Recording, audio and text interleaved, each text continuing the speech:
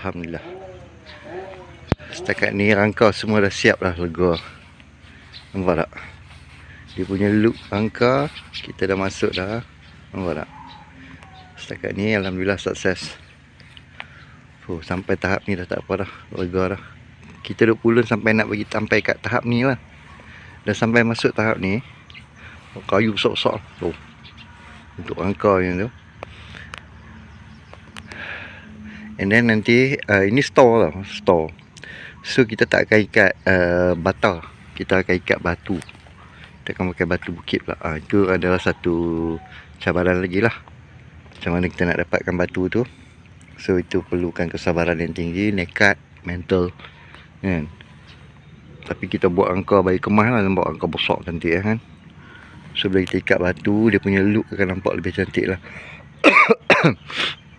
Sebab nanti kat dalam kita akan buat tapak pakai batu juga. Itu untuk nak letakkan dedak. Maknanya dedak 1 kilo pun kalau duduk kat atas tu, jadi tak ada masalah lah.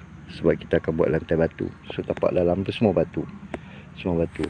Yang pintu nanti kita akan buat last lah. Dia punya look pintu best. Nampak nice kan?